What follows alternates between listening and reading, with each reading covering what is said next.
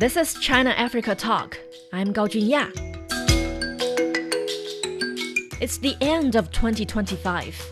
As usual, China-Africa Talk invites experts to look back at some of the key milestones in China-Africa relations over the past year, offering insights into the evolution of this important partnership.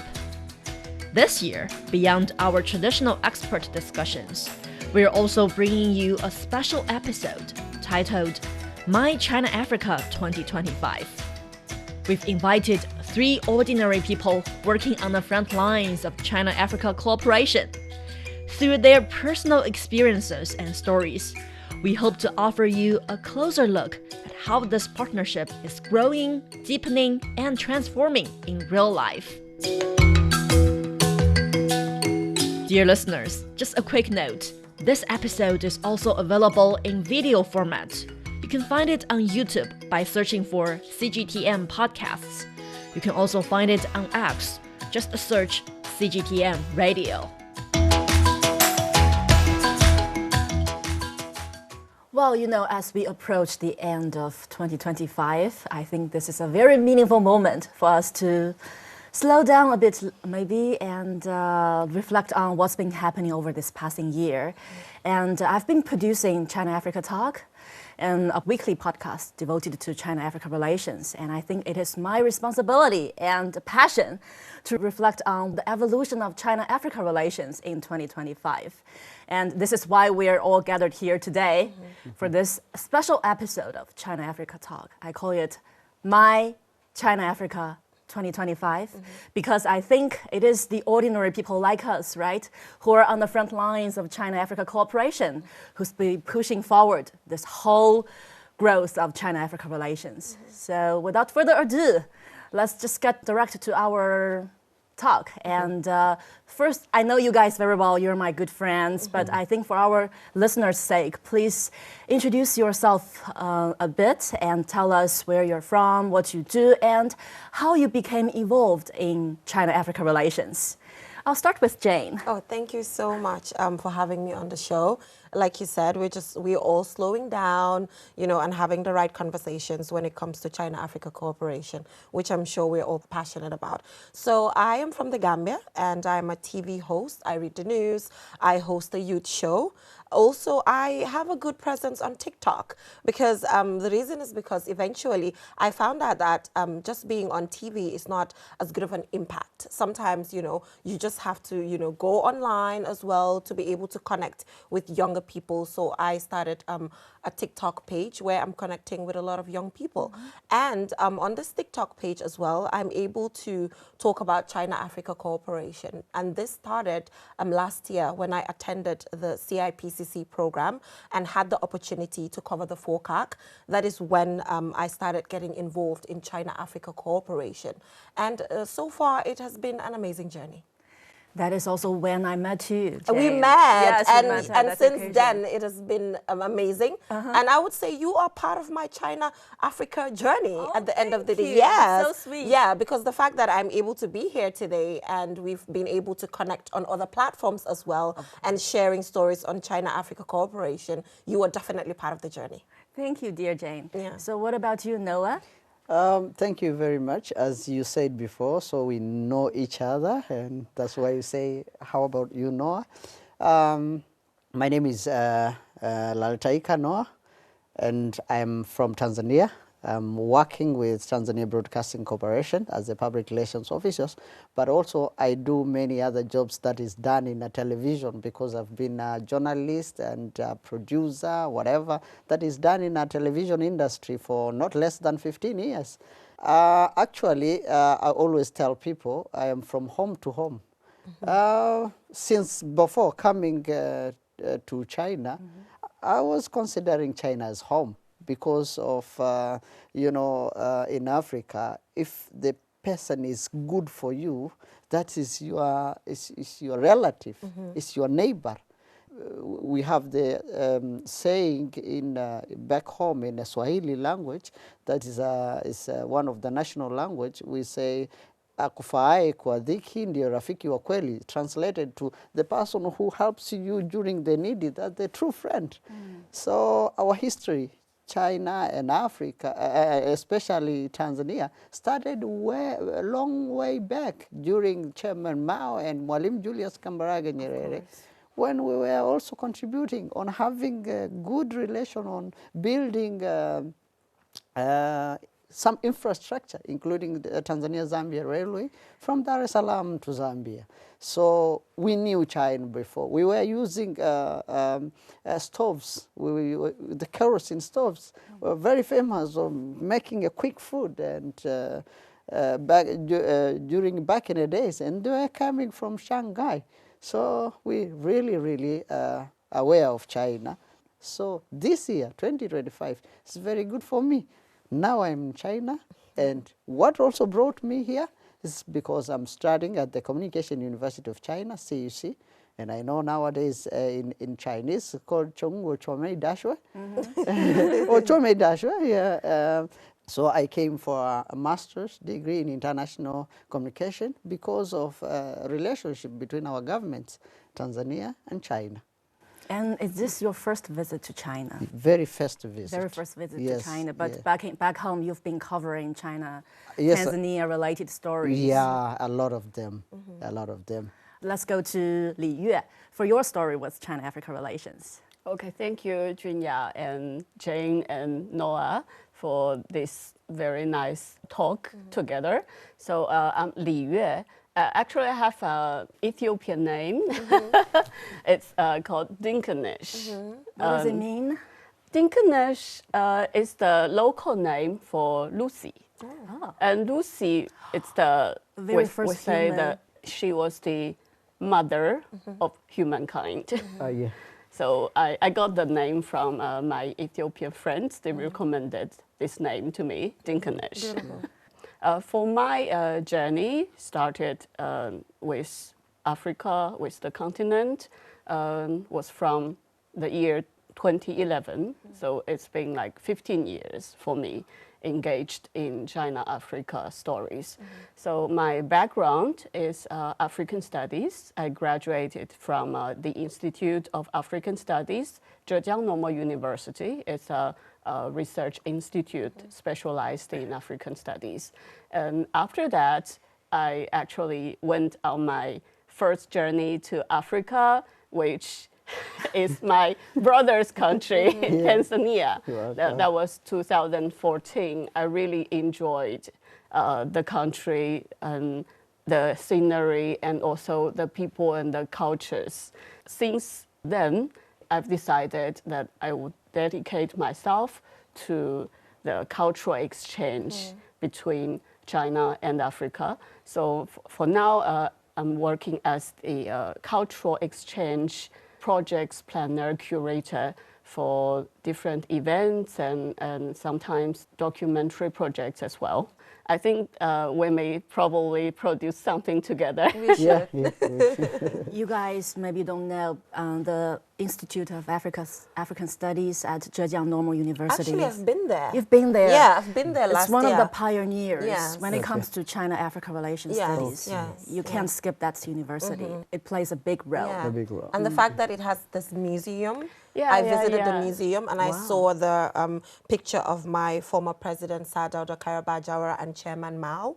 You know, so I love the museum because I saw some things as an African that, I've never seen. I was able to see at the museum at the university. So it was an exciting one visiting your university. No, and now I think among us here, we too need a trip to this museum. and You should. beautiful You should university visit. I will there. be your guide. Yeah, you should visit. You should visit. So you just mentioned that you've been studying at the Communication University of China. Yeah. Can you just tell us what have motivated you to study here? Because this is a big milestone for you, right, in 2025. Yeah, exactly. As I said before, I consider myself that I'm from home to home. Yeah, China has been in my mind, in my head, like thinking of China a long time ago. Because, socially, what trigger your mind like this is mine is the daily routine, the things that you are coming across every day. In Dar es Salaam, when especially I need something that I cannot find anywhere else, any other shops or any other innovation, I will be thinking of China. China is really developing rapidly in technology and economically also. Actually, the youth and many other people, especially ladies nowadays, the so-called boss ladies in Dar es Salaam, they are very now rich because they were coming to Guangzhou, doing the trade, the business. They take the product, they go and sell, and they earn money. And they're now very, very independent lady in terms of economy. So that triggers into my mind like, okay, so that's China. And it's in the people's mouth. Everybody speaks of China more than any other place. They say, why people? Why people? Everybody's like China. So I started also discovering. When I discovered, I started speaking with the Chinese people, though the language was a little bit barrier, but some of them knows English and others knows very well good Swahili. Swahili, yeah. Yes, the Chinese people back home, they're very good at learning languages. They can speak Swahili very fluent and very good, and you can understand each other.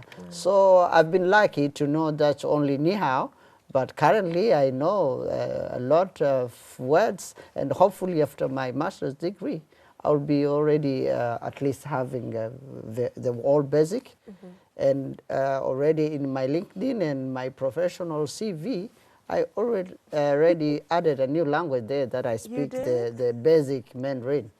Yes, Chinese Mandarin, which is one of the international languages. Yeah, nice. Chinese is recognized with the United Nations as an international language. Yes, so when you add in your CV, then it adds something. So now I speak Chinese Mandarin. Actually, coming to China, you know, when you are saying like I'm going to study somewhere, even the person you are giving the message that I'm going to study somewhere starts thinking of, why is he leaving the old universities here? And what is so special there? But when you are telling somebody I'm going to study in China, you know, it's like you are lucky. You are lucky. So the only sentence that you are lucky gives you the motive. It's like, okay, so I'm going to the perfect place. So that gives you the motive, and then you come.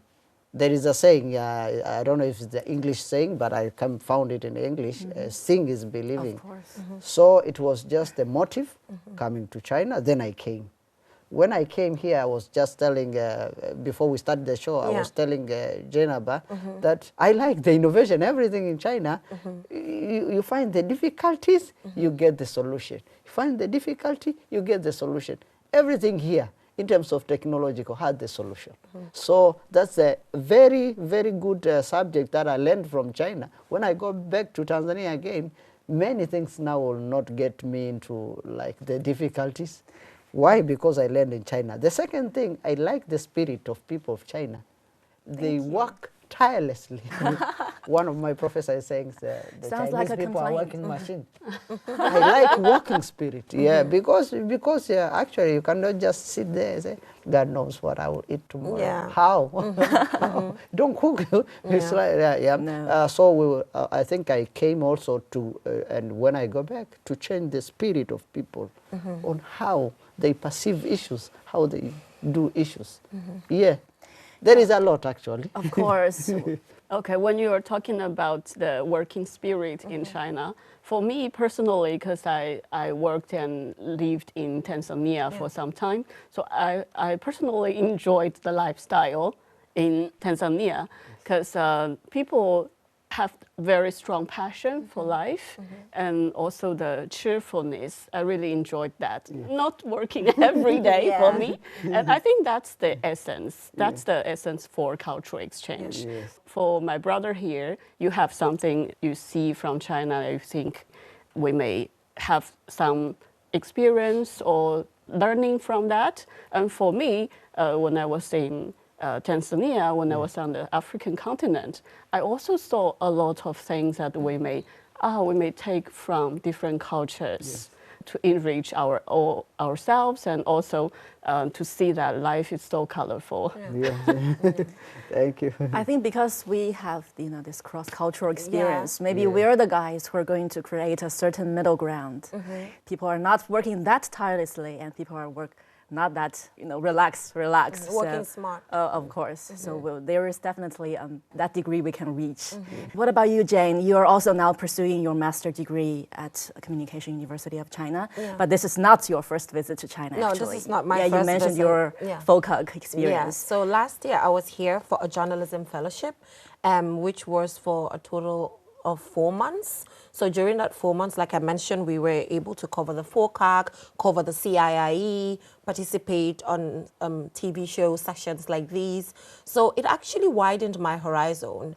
And when I went back to Gambia and I started working on projects with the Chinese embassy, actually I saw myself as an ambassador when it comes to China-Africa cooperation. That's how I saw myself. So I'm like, I need to come back and learn. I've learned in Gambia. I have a bachelor's degree in journalism and digital media. So let me just come back to China, and learn in China to be able to kind of immerse myself into the way you do things, the academic curriculum and all of that. So that is actually what motivated me to come. And I think it's one of the best decisions that I've made, because if I go back to Gambia, I think I'll be a better ambassador, and there are more plans on the pipeline. For example, currently, my favorite course at CUC is constructive journalism. And in Gambia, actually, that's my thesis. It's going to be my thesis, because constructive journalism is actually the dominant practice in China. And in Gambia, it's not really recognized. It's not something really practiced. And currently, it is important that we employ constructive journalism in the way that we do journalism. So I think that was my motivation, the fact that I came, I saw things, and I felt like I need to come back for a little more of capacity. I knew there was a gap, and I needed to come back to China for the 1 year for the master's to build my capacity even further. And now I've just been 3 months into this course, and I've already actually found some of these gaps that I could actually fix when I go back to Gambia. So for me, it was more of, gaps that were identified, projects that I've worked on, and I just, due to curiosity, I just felt like there's just more that I'll be able to learn from China and actually take back to implement in Gambia. I think you're right. You made a smart decision. Yes. And I think me likewise, because I've been to Africa, and it's on my list to go back. And you're lucky. You have your chance to come back again. What about you, Li Yue? Did you visit any African countries this year, or are you involved in any China-Africa related programs or project that you can share with us?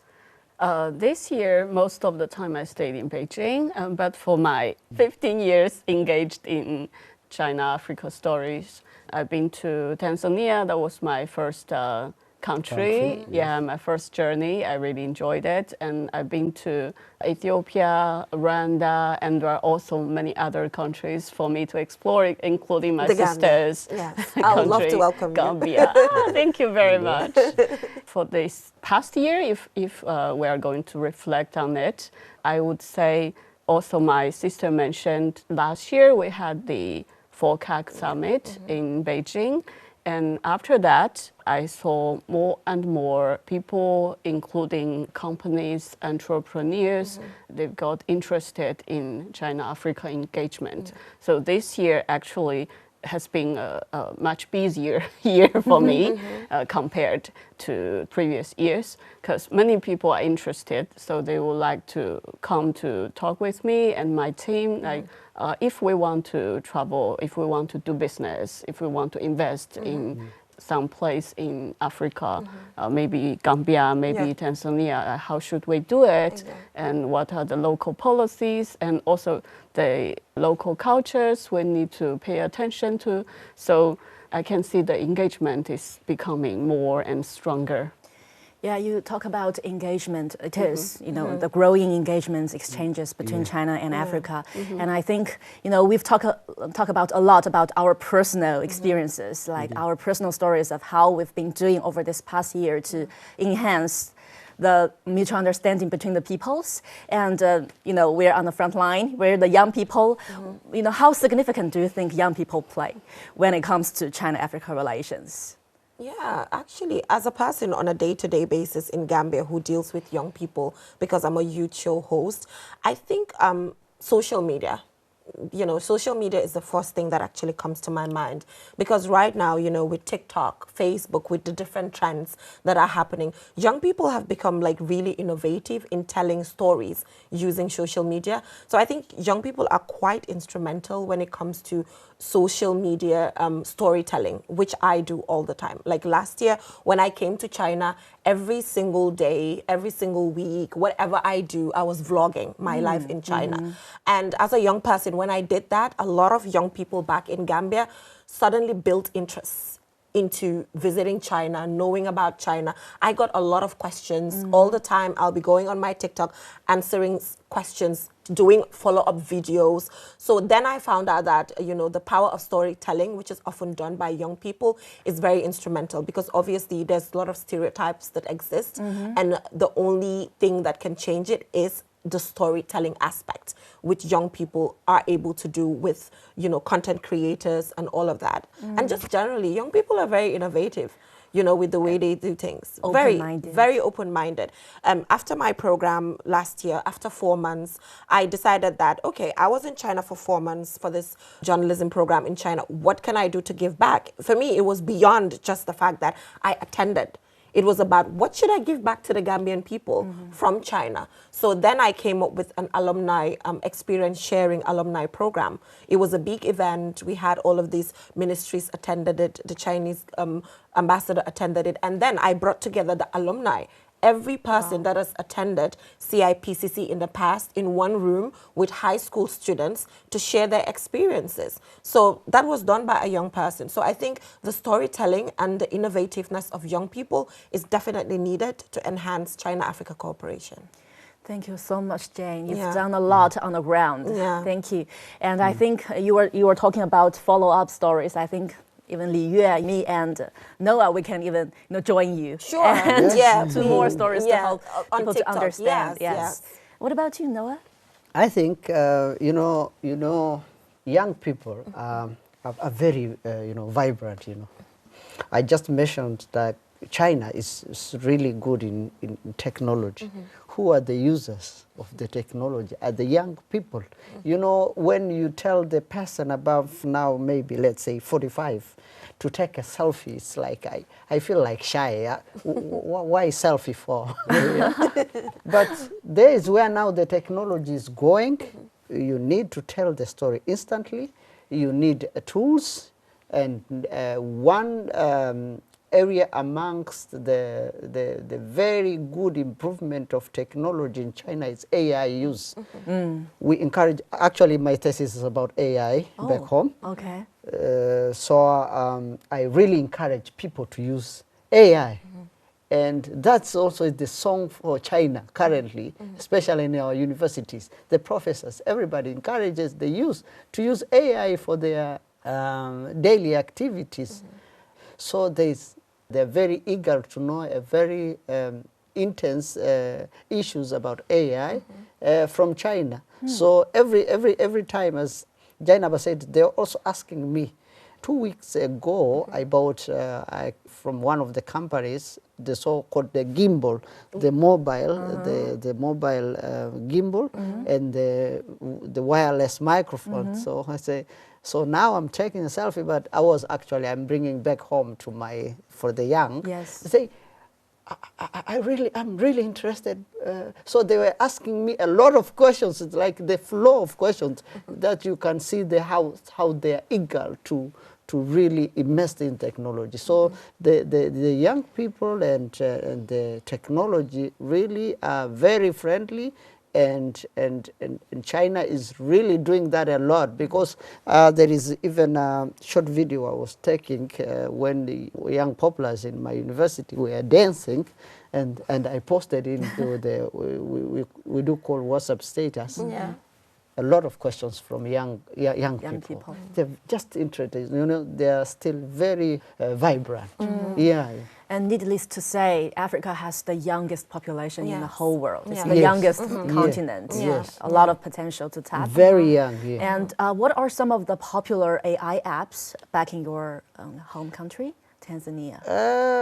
Actually, still not yet, because it's actually, for example, the AI tools like ChatGPT started not having more than 2 years, maybe, because in my country they started using that 2023 Yes. to 2024, so it's nearly getting. So this year, 2025, everybody now is aware of AI tools, So this actually, 2025 actually is the year of technology, I think, around the globe. And I think in China also, 2025 for technology, things are really here after here, here after here, here after here. Leapfrogging. Yeah. So I think there is still the way youth can be engaged on learning AI. Yeah. Yes, speaking of AI, Li Yue, you've mentioned a lot about organizing those exchanges, those cultural programs. In your work, do you also apply AI? I want to first recall a bit to my sister Jane's ideas. I really appreciate the work you've done and also the ideas you mentioned. For young people, I think because young people are usually more open-minded, when we talk about China-Africa engagement and the stories, for a very long time, there are a lot of stereotypes. For Chinese people, there are a lot of stereotypes for the continent. Many people would say the continent as one country. That's a very common stereotype. Actually, there are more than 50 countries. Like Junya also mentioned, it's the youngest continent. It's very promising, so it's rich in resources, not only human resources, but many other things. So there's a very huge potential. And coming back to open-minded, I think that's also this new era. The young people have more opportunities to have direct communication, direct engagement. It's just like how we're doing today. So you've been traveling all the way to China from your home country, and for me and Junya, we've been to the continent, to different places before. So we have this direct communication. That's a very strong way to eradicate the stereotypes. So I think that's the role of the young people. So coming back to the AI thing, for me, actually, I have some concerns, to some extent, a bit some worries, because AI, it uses the text from previous, especially the online content.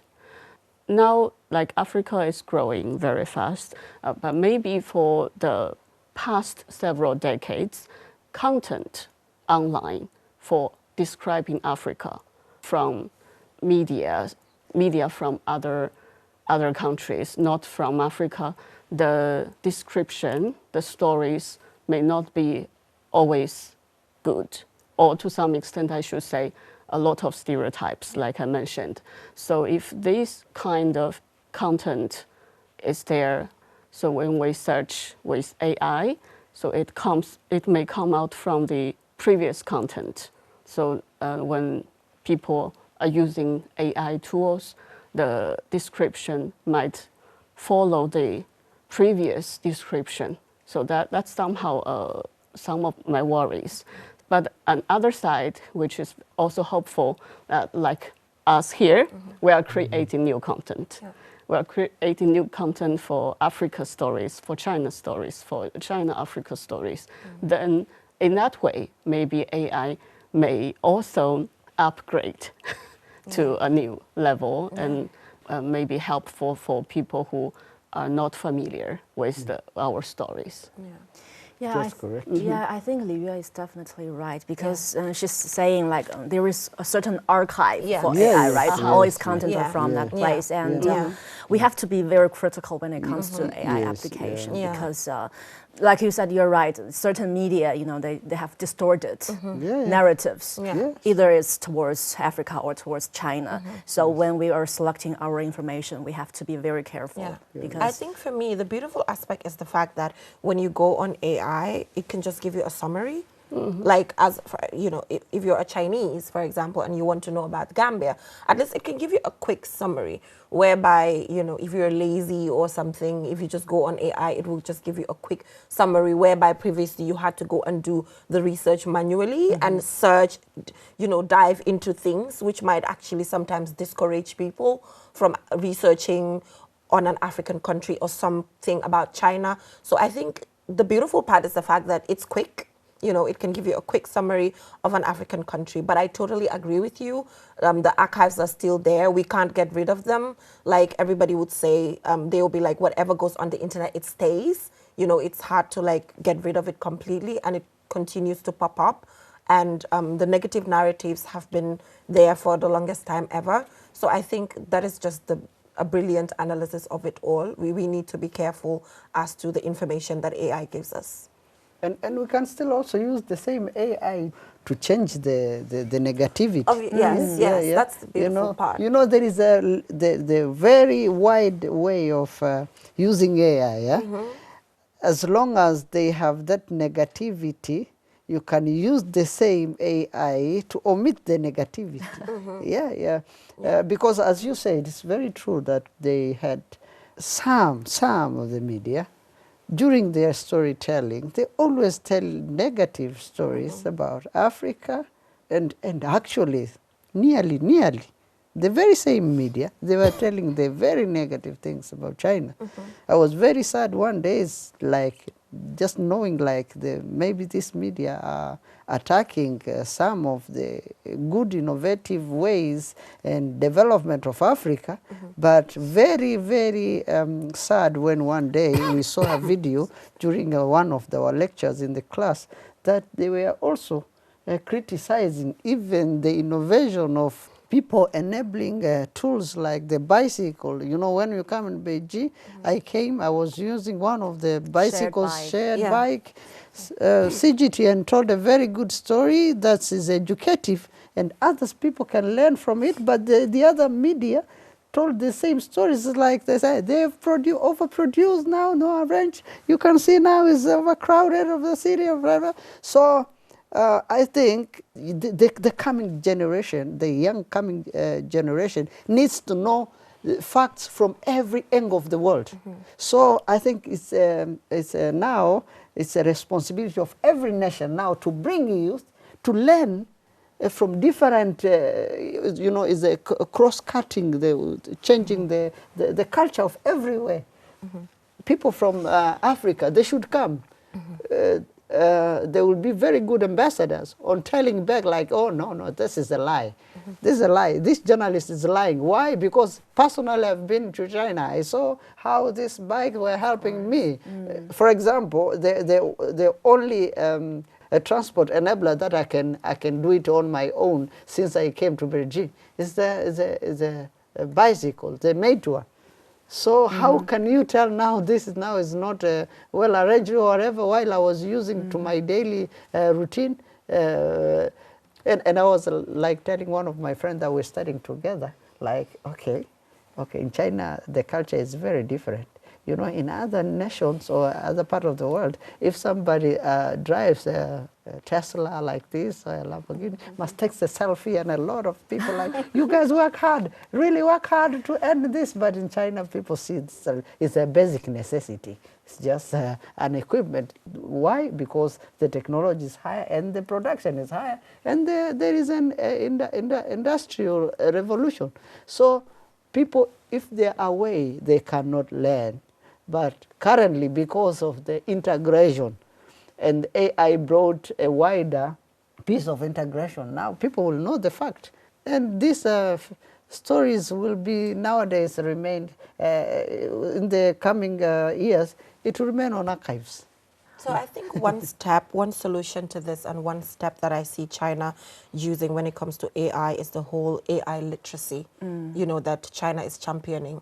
Because part of our course is media literacy, and we had a component on AI literacy, even with international journalism as well, where young people are being empowered now to be to identify fake news through, you know, that is actually spread using AI, because at the end of the day, each media house has their ideological DNA. We're not in a position to control what they report, how they report it, and the framings and everything. We do not have that that power. But at the end of the day, I think it goes down to the AI literacy that China IC is championing, and with the people-to-people exchanges that we're seeing, you know, it's something that the African continent can actually learn from. The moment we embrace AI, then the AI literacy as in comes in, because we can't control certain narratives at the end of the day.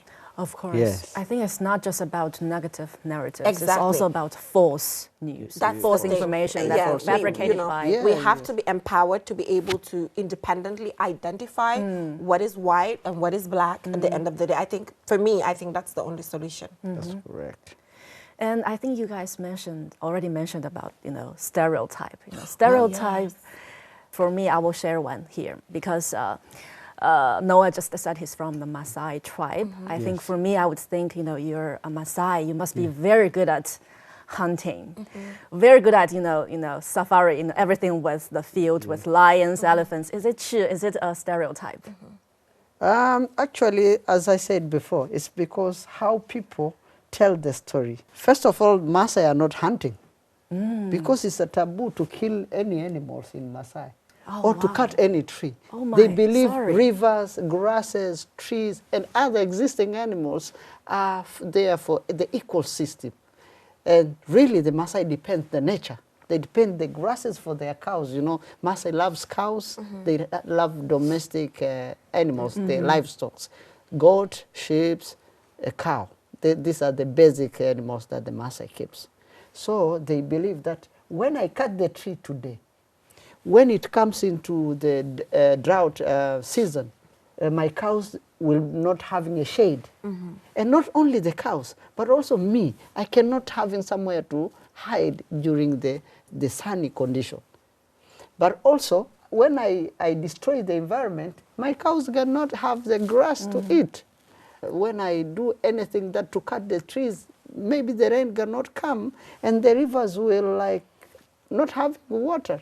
My cows will not having something to drink. So the Maasai really respect the environment.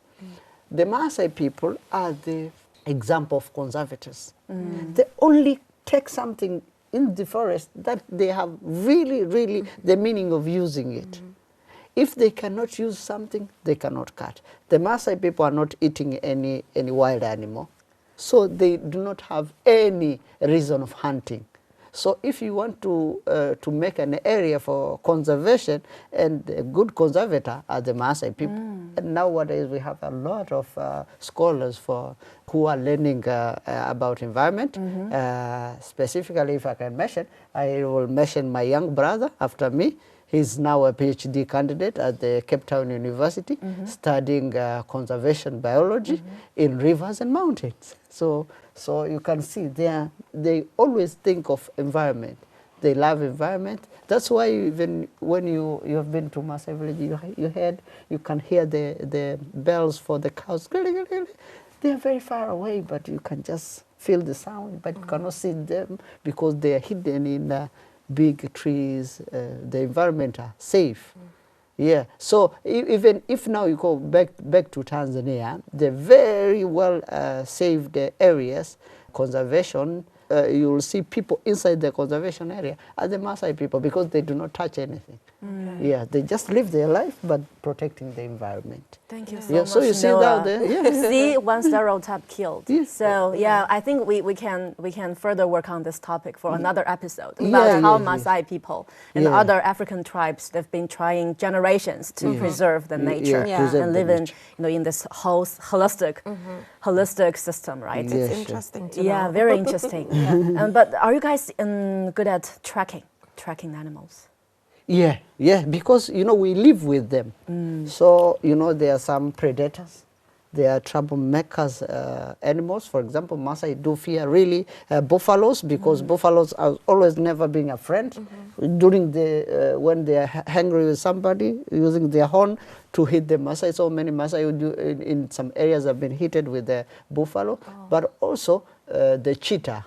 the leopards. Yeah. The leopards are not always friendly with this domestic, the Animals. cows and always eat them. So the Maasai really, when, for example, heading their livestock somewhere, track who animal pass here today.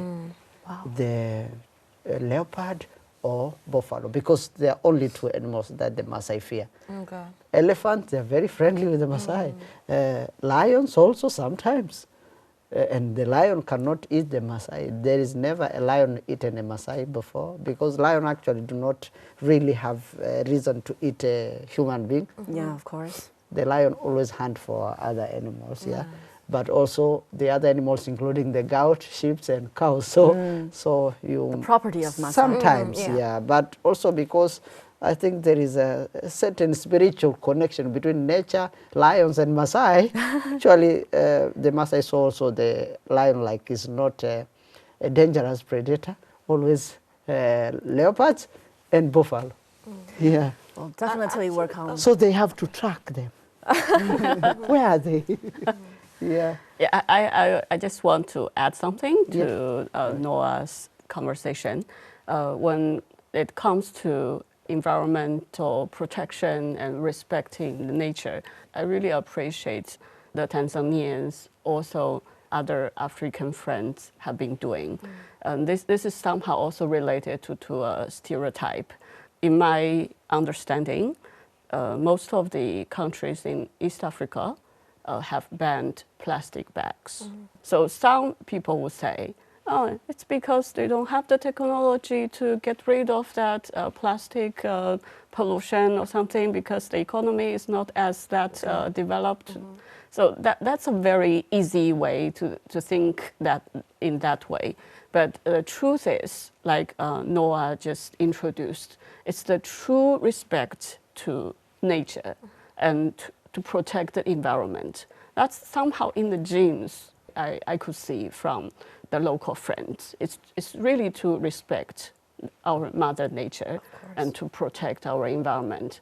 And so from other way, we could see that even the economy somehow, comparatively speaking, is not as big, but we see the Mother Earth, the priority. Yeah, thank you very much. And actually, it has been now a behavior. In, for example, in Dar es Salaam, if a person, you go to the shop and person gives you something in a plastic bag, you say, why this? Why this? Yeah, we have banned in Tanzania. We have banned the use of plastic bags because it brings the environmental hazards, especially in the rivers and in the forest. And keep it up. Yeah. Yeah, that's respect for nature. Yeah. And Jane, you've been here. This is your second time Yeah. to China. And have you come across any stereotype, towards Chinese people? And then you came here, you found, no, that is not the case. Yeah, there's actually a lot of stereotypes. For example, let me give an example of one stereotype. When I was here last year covering the FOCAC, obviously the FOCAC brings the entire leaders of the African continent gathered here in China. A lot of Gambians were asking questions. Why is it that all of heads of states in Africa have to visit China, to visit one head of state, have a meeting with one head of state, and you already started talking about it. The fact that Africa is seen as one country, one country, when that is not the case. So some Gambians were asking me a lot of questions. Why does all African heads of state have to gather in one country when actually Africa is actually an entire continent? I feel like there's a lot that needs to be done only through storytelling. And also another stereotype is the fact that when I was coming to China, a lot of Gambians were telling me, oh, be careful with what you eat. Be careful with what you eat. Be careful with what you eat. So I had to explain to them, chill.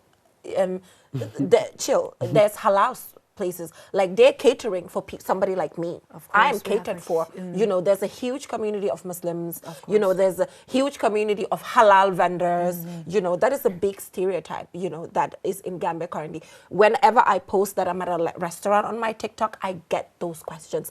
What are you eating? I'm like, I'm catered for. It's okay. You can come, and when you come, you don't have to eat pork if you don't want to. You don't have to eat other things if you don't want to. This is cultural, people can choose what to eat. And when you come as an African, if you're a Muslim, for example, you will eat what you want to eat. You will visit a halal store. You know, it's all over the place. For example, as a university student, I go to the market all the time to get my halal meat because I'm a Muslim. And I would vlog it to show them, oh, I'm at a halal store. This is what I got. So people started texting me, oh, there's a halal store. I can get halal meat. I'm like, yes. So all of these things are there. All of these questions continue to be asked for when an African visits China. And I think the storytelling is really doing well in changing this narrative. And it's unfortunate. It's just, there's so much more to do, right? Yes. Especially on... if I can add a little bit, China has to do something a little bit again for branding. You know, before you say, when you say like, okay, do you have a certain brand of a clothes? Where did you bought in China? Ah, okay, that's a fake one. Yeah. But when I came here, it's like, I don't know, but I find like everything I'm getting here is very original and good quality. very good quality, and I really feel good. Yeah. So now I'm very proud of when I go back to Tanzania. Wearing everything from China, it's like I will find myself like I am the modern man more than any person, because I feel, for example, the quality is very high and actually very durable, and they innovated, for example, the clothes, the shoes, and here I came to discover like Chinese love the big sole shoes. The loafers. The loafers, yeah. So something good to go and introduce back to Africa, because actually we do some places that really needs kind of shoes. For now, I'm using the Chinese mobile-made brand, and I came to find like everyone want to tell me which phone now I'm using. I say, my friend, you are very aware of Xiaomi.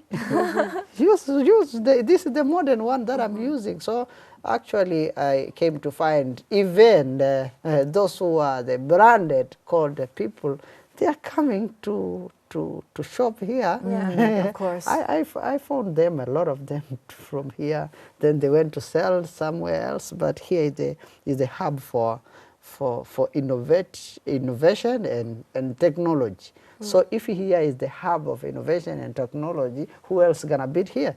What we lack is the power of branding. We should really brand and make sure now the world understands that genuine things comes from China. Actually, it's good to know that the branding has not reached Tanzania yet, because I think the branding did reach Gambia. For example, currently in Gambia, if you're a businesswoman or a businessman, if you don't come to China on a business trip, you're not into business. Currently. Yeah. You know, like so yeah, that's if you're the mainstream it, thing. it is amazing, and this has just happened between 2024 to now, within a very short period. Boom, because of the rigorous, to me, branding that. I don't know if branding is the right word for me to use, actually, but just generally, there's just a sudden shift of mindset when it comes to, in the Gambian context, I mean, when it comes to products that actually come from China. Currently, there are lots of Gambians in lots of Gambians in Guangzhou shopping all the time and taking it back to Gambia. And there's that sort of acceptance of products actually coming from China currently in the Gambia.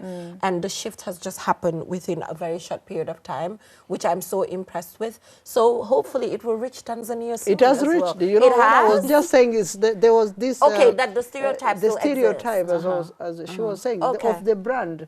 If you say this before, but I don't know about this Now. these 2 years, because nearly you can find everything there. Even the building materials now coming from China. Exactly. The modern one, the clothes, the shoes, the cell phones, the radio, the TV. Yes. For example, 2 months ago, I bought a very good Ultra HD Xiaomi monitor. Oh, you're the a TV Xiaomi one. fan. Yes, Yeah. and I like everything about it. Yeah, I think they will give me being one of their Brand ambassadors, Yeah, maybe. because I really love in technology, the engineers knows there is something we call interoperability.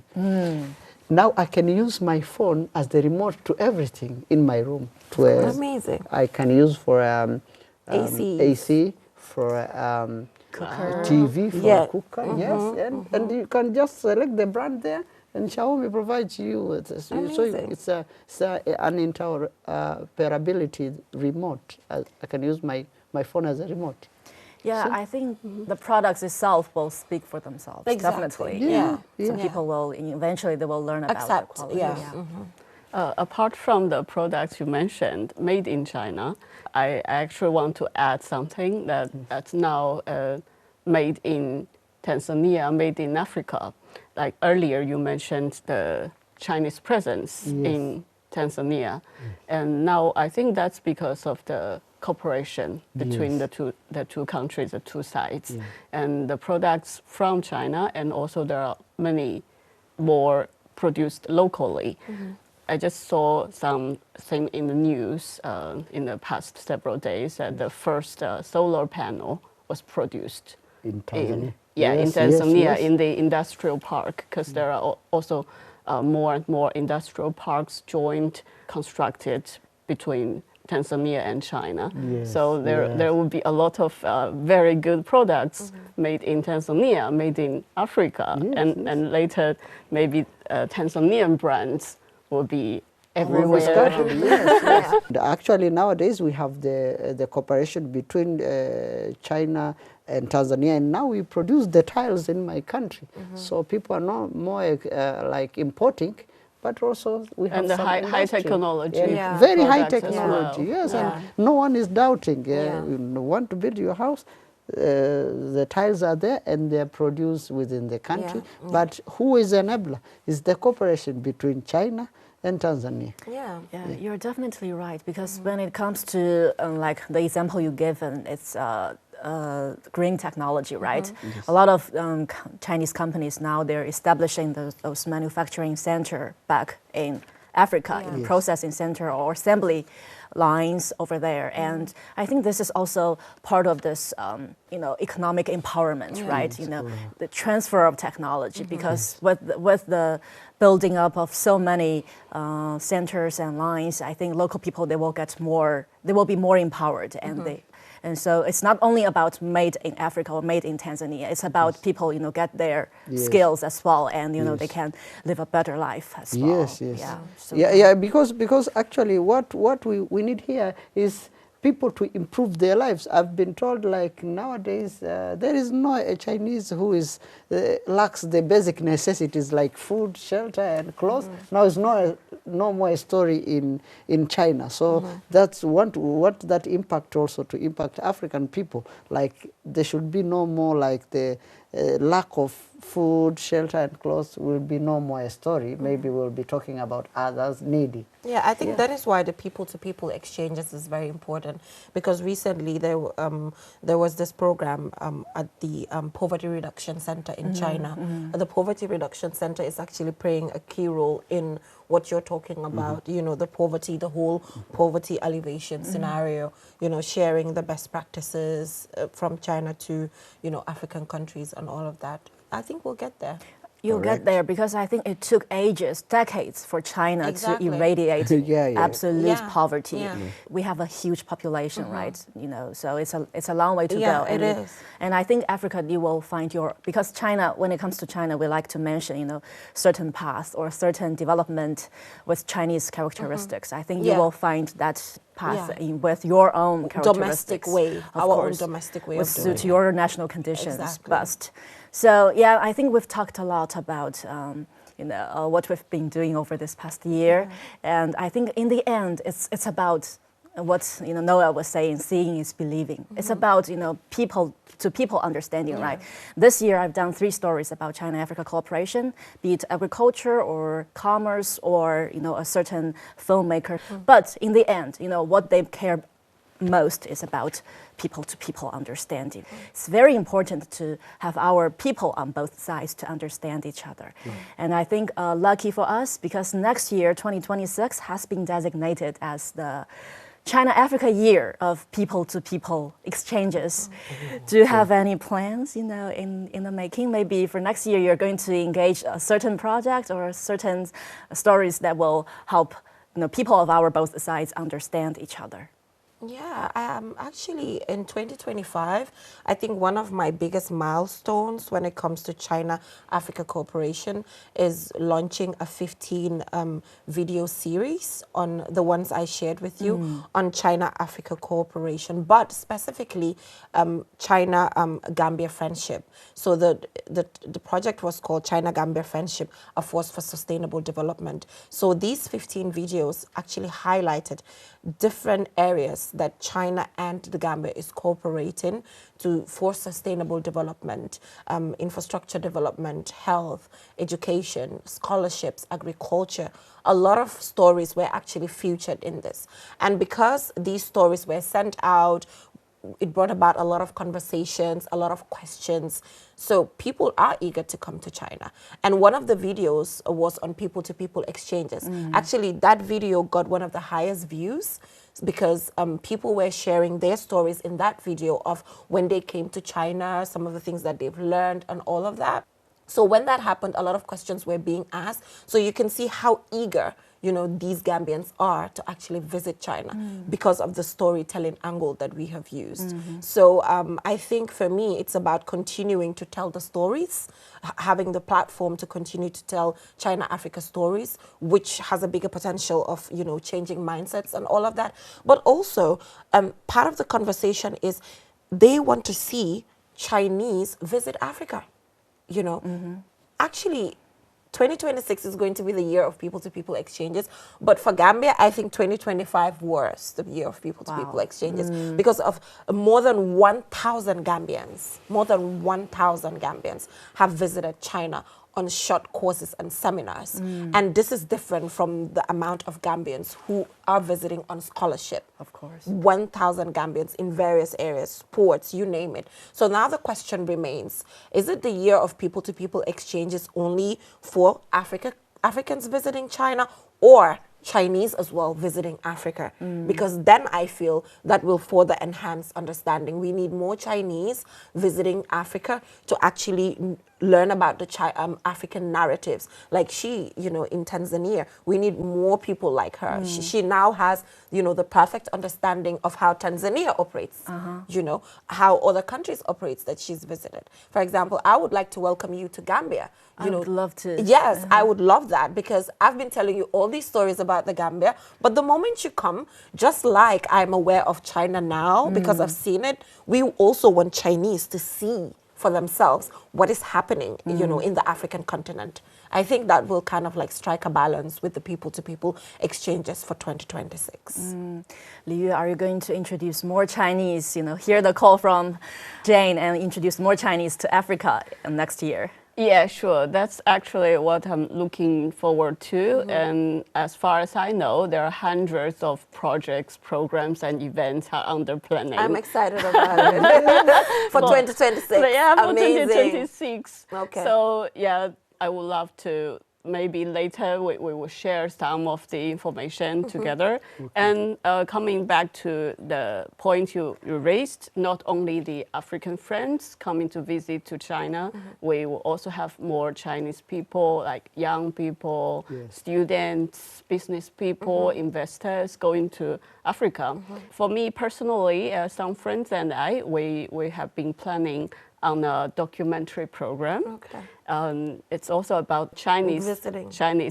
visiting African continent. But this time we will dive into history. I love that. More than 620 years ago, the very famous Chinese Explorer. sailor, or Zheng He. yeah, the name for that.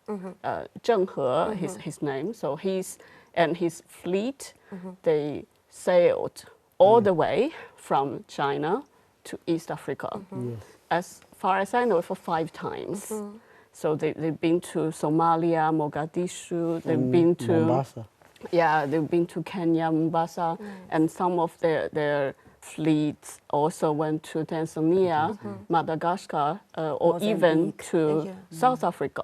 So all the way. So that's more than 620 years ago. Yeah. So we will dive into To that that history history, yeah. of Chinese visiting Africa. And then we'll also come back to our modern time, to our current time. So that's how we are planning to do.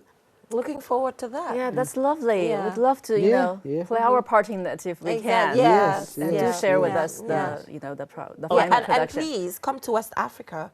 I mean, I know East Africa is not far from China, so it's very convenient. No, I'm not hating on you, but but I know East Africa is just so close, you know, to China, Yes, and yeah. West Africa is just far, far away. So it might not be really convenient. That's the ancient voyages. Yeah. Now we have The our flights. yeah, I we mean, have come on to modern- West Africa. Modern transportation. Exactly. I'm sure you would want to taste the jollof and everything that we have over there. So Yeah, looking forward to you that. just have to add a little more hours to get to West Africa.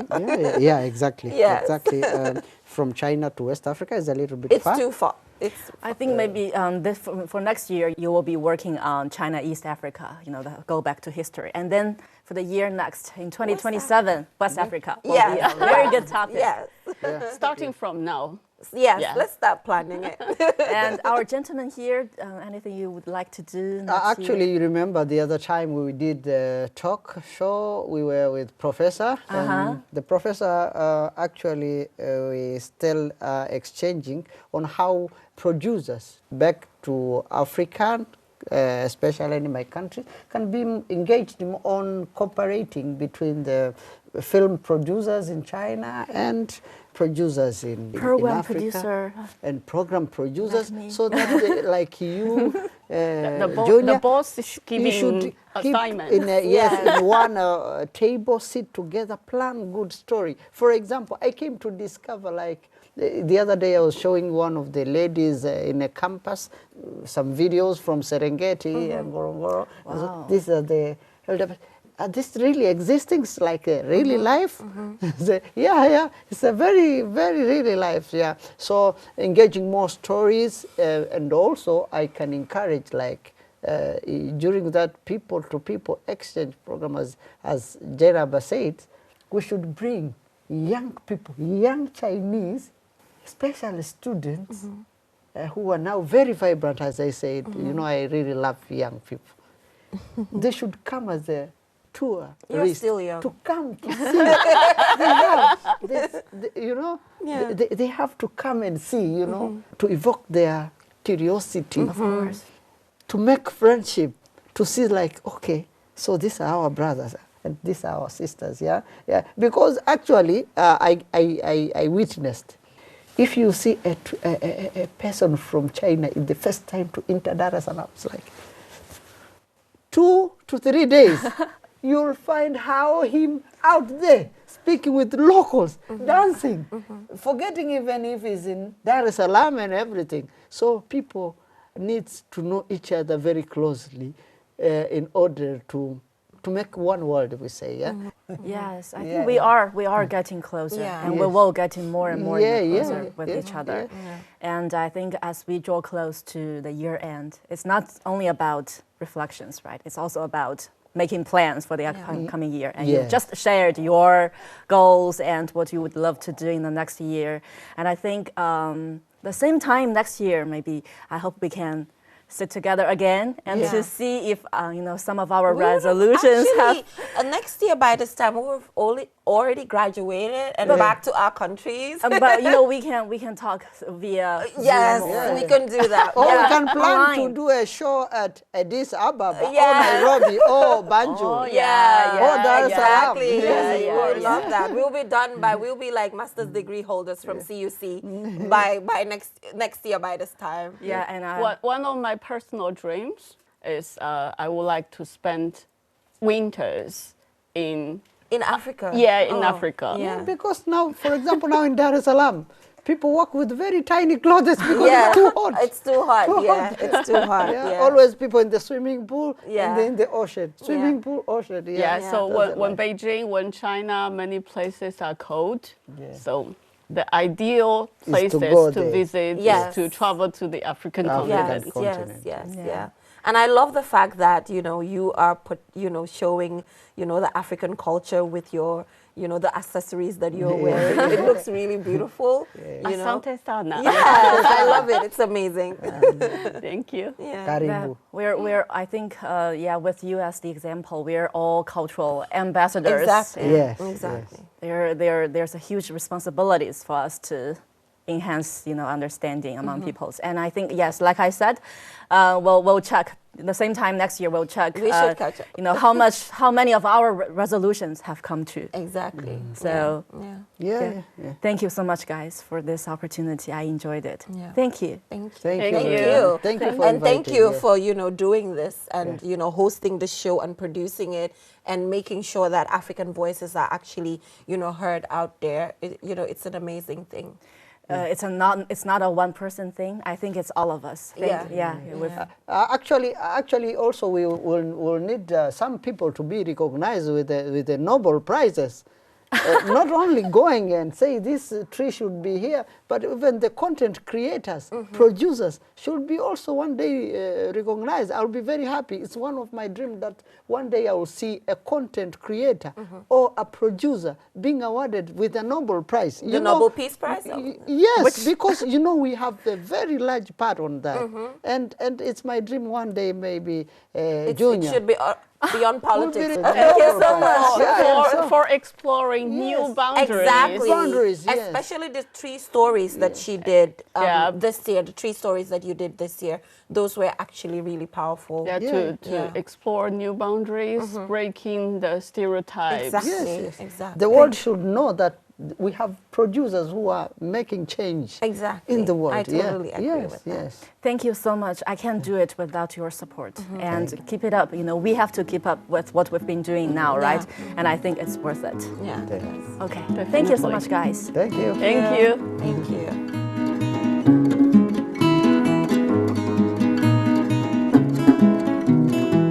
And a big thank you to all of you for tuning in and supporting us throughout 2025.